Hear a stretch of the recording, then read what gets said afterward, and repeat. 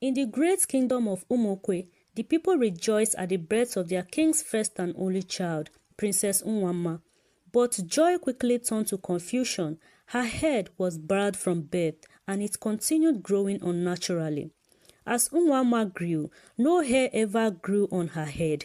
Herbalists and doctors were summoned from all corners, yet no solution came. Some whispered that she was cursed, others said she was a spirit child with a hidden purpose. But the king and queen, despite their fear, loved their daughter deeply. They shielded her from the world, hiding her deformity from public view. As Unwama grew, so did the gossip.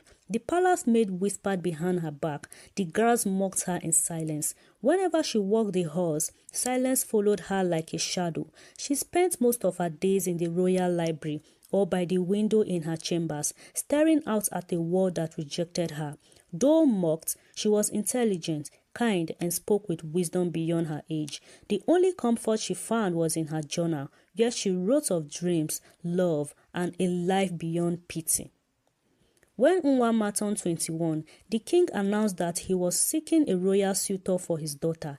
The news spread fast across kingdoms. Princes from various dynasties arrived in luxury SUVs and designer clothes, ready to win her heart. But as each met her, graceful, intelligent, but with a disproportionately large head, they fled in awkward silence or made excuses to leave the palace grounds. The rejection wounded her deeply, but she bore it quietly, her smile never faltering.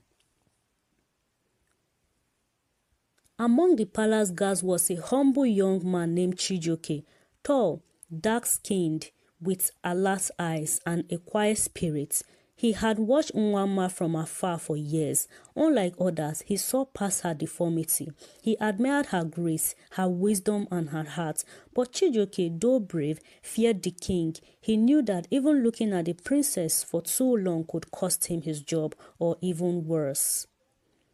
One morning, while preparing for another arranged suitor's visit, Unwama broke down in tears. Her royal dresser had held up a mirror, and the sight of herself shattered her. The mirror slipped from her hand and cracked. That day, she locked herself in her chambers and refused to eat. The king and queen wept outside her door. Helpless, Chijioke heard of it and stood under her window all night, silently praying for her healing. Unwama often sat by her window, and that night she noticed a folded note tied to a stone lying beneath her balcony. Curiously, she opened it. It read, "You are more than your head. You are a heart the world doesn't deserve. See."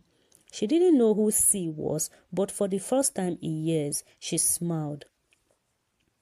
More notes followed. Each day, Unwama received a new one, tucked under her balcony, left near her garden, slipped under her chamber door.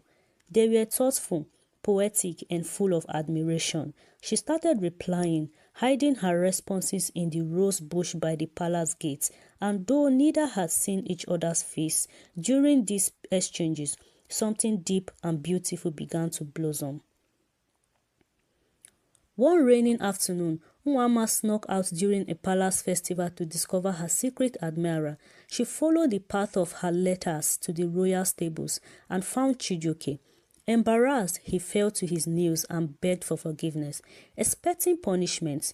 But instead, Unwama offered him her hand. "Why did you hide?" she asked. "Because I am not a prince," he said. "And yet you are the only one who has ever seen me," she replied. The next morning, whispers exploded across the palace. A maid had seen them talking. The queen summoned Unwama and warned her, "You are royalty. You must marry a prince, not a palace boy." Unwama wept, torn between love and duty. Chijioke, fearing he had caused her pain, submitted a resignation letter, but the king intercepted it before it reached the royal court. That night, the king had a dream. His late grandfather, the revered King Omenka, appeared in a vision, seated on a stool of fire. He said, "Do not let pride rob your daughter of happiness. The one with a true heart sees beyond appearances. Your legacy lies not in status, but in humility." The king woke drenched in sweat, shaken by the warning. Still, the royal council insisted that Unwama meet another suitor. a foreign prince from a Ghanaian royal family. The press was invited, cameras rolled, but when the prince saw Nwama, he smirked and whispered to his aide, "Is this a joke?" Nwama heard it. Humiliated before the nation, she rushed into the palace, tears streaming down her face. After the incident, the king addressed his people on national TV. "My daughter has been mocked, not for her character but her appearance. But today, I say no more. The one who truly loves her, regardless of bloodline, shall have my blessing." The news shocked the kingdom. The streets erupted in debate, but many secretly admired the king's courage. That evening, under a moonlight garden filled with torchlights, Nwama stood waiting. Chijioke walked in, holding a single rose and his worn-out guard badge. "I have nothing but a heart that beats for you," he said. "Then, that is more than gold," she replied. He knelt, not in royalty but in love. She accepted, and the garden burst into soft applause, the king and queen watching silently from a balcony. The wedding was grand but simple. No foreign princes, no royal flaunting, just love, culture and acceptance. Nwama wore a specially tailored head wrap that framed her beauty with pride. The people of Omokwe watched in awe. The princess who was once hidden had now become the kingdom's symbol of courage and grace. Years passed. Nwama and Chijioke ruled as leaders of peace and equality. She began a foundation to support children with physical differences. Her hair never shrank, but her confidence grew. She taught the kingdom that true royalty is not in birthright, but in the strength to love yourself and others.